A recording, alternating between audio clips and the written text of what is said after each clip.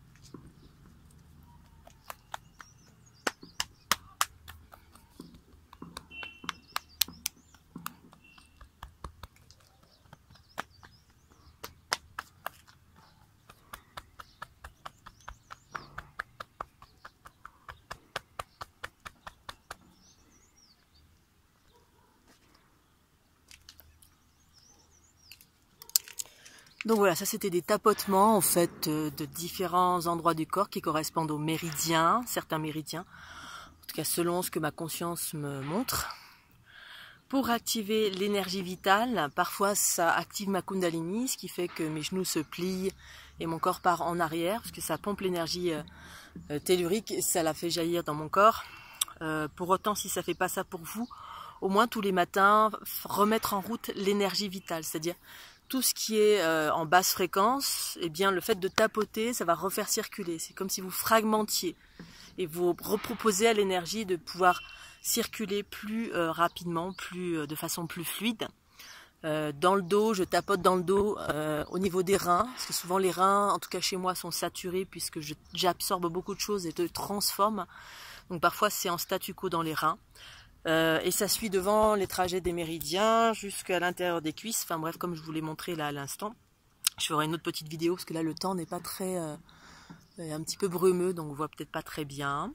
Je vais enchaîner sur les différents étirements, enfin des choses très très simples que je fais au quotidien. Donc dans cette dynamique debout, je vais continuer. Donc la tête.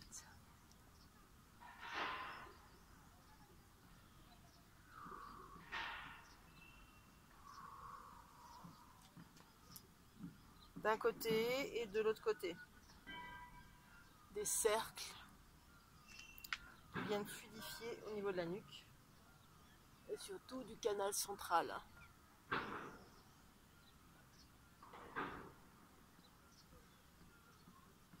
Ensuite les épaules. D'avant en arrière, on fait des petits cercles. Enfin, je fais des petits cercles. La tête d'un côté et de l'autre, tout en respirant consciemment. Ensuite les bras. Donc j'accompagne d'une respiration à chaque fois, l'étirement, en tirant la tête au sens opposé.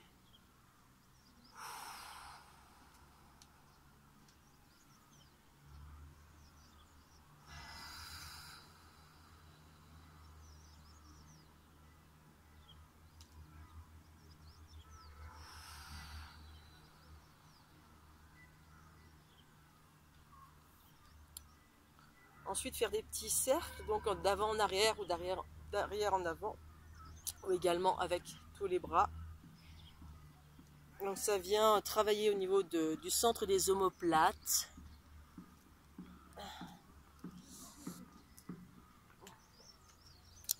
Ensuite au niveau du bassin, on peut faire des petits cercles d'un côté.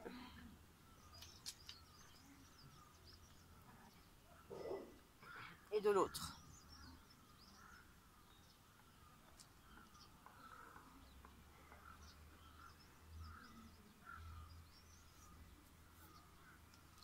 Donc vous en faites autant que vous le sentez. Ensuite, les bras, enfin pas les bras, les jambes. Étirez un petit peu les jambes. Vous étirez au niveau des méridiens également. Alors on utilise la main opposée. En tout cas, j'utilise la main opposée. Pour une histoire d'équilibre. Et en même temps, vous pouvez en profiter pour masser le dessous de la plante de vos pieds. Qui chez moi souvent est saturé lorsque j'absorbe beaucoup de basses fréquences. L'automassage des pieds.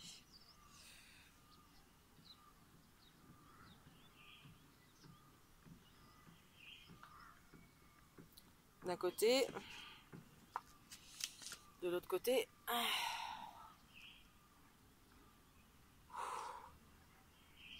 Ça permet de travailler l'équilibre et puis d'étirer au niveau de la cuisse.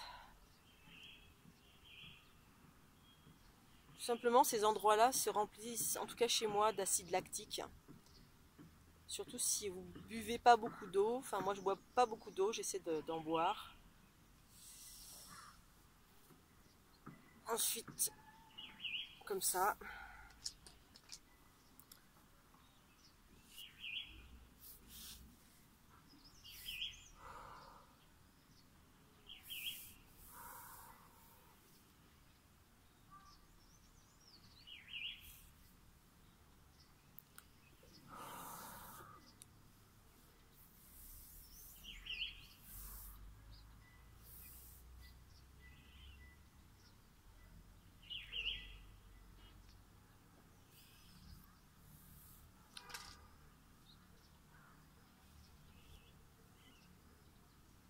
Alors on peut travailler comme ceci également, le bassin et les genoux.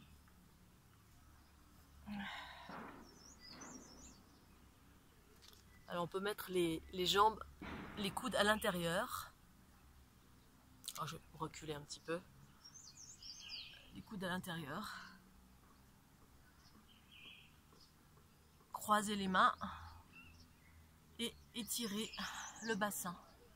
Ça permet d'ouvrir au niveau du périnée et travailler au niveau de l'activation de la Kundalini, mais également travailler en fluidité à ce niveau-là, c'est bon sur tous les points de vue, en lien avec l'activation de la Kundalini.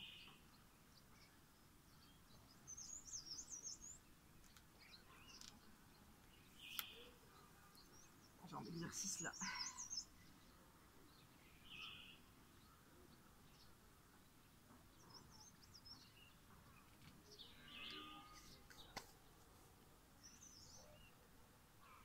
Ensuite, il y a un exercice également qui se fait naturellement via la Kundalini.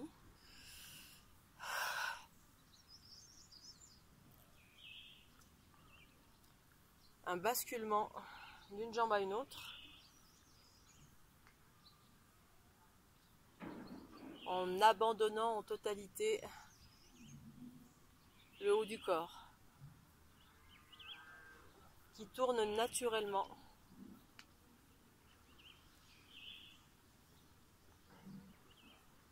On travaille l'équilibrage des polarités. En tout cas, je travaille l'équilibrage des polarités. Féminin et masculin.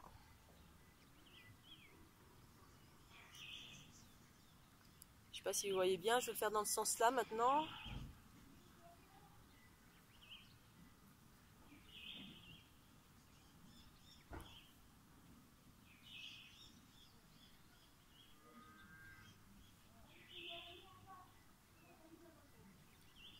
Ça peut travailler également au niveau des chevilles, les talons ne se décollent pas.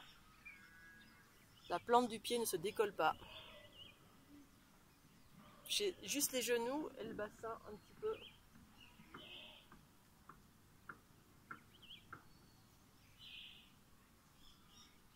Je refais un petit peu, comme ça.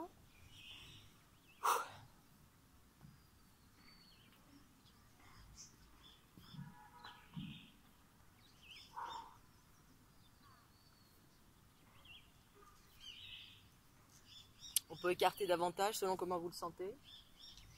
Soyez surtout à l'écoute de votre corps.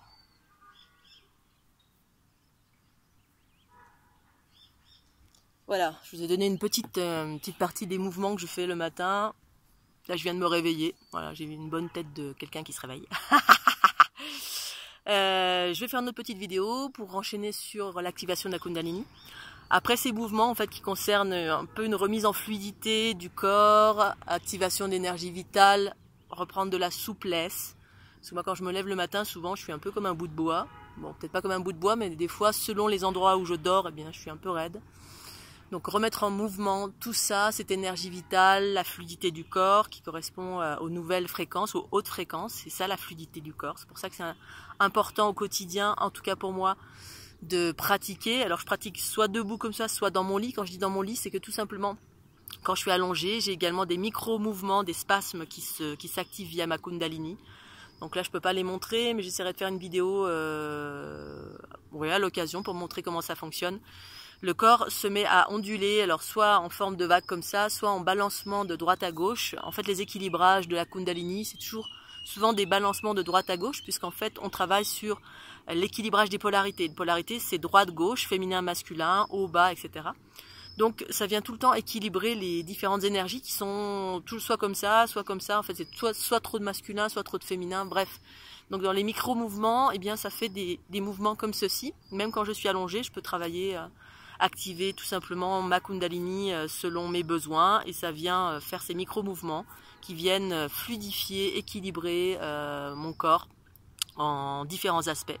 Donc là, c'est les mouvements actifs que je vous montre, debout, un peu comme du tai chi ou du qigong. J'appelle ça du chi, la chi Kundalini. C'est ma propre pratique que je vous montre. Ça ne veut pas dire forcément que ce sera vos mouvements.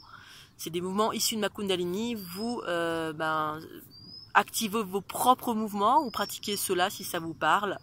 Le but pour moi, c'est que vous vous laissiez aller à ce que vous ressentez et qu'il y ait une pratique régulière pour maintenir la fluidité, les hautes fréquences, l'unité qui se pratique au quotidien pour moi parce que je suis une transformatrice qui implique que j'absorbe beaucoup.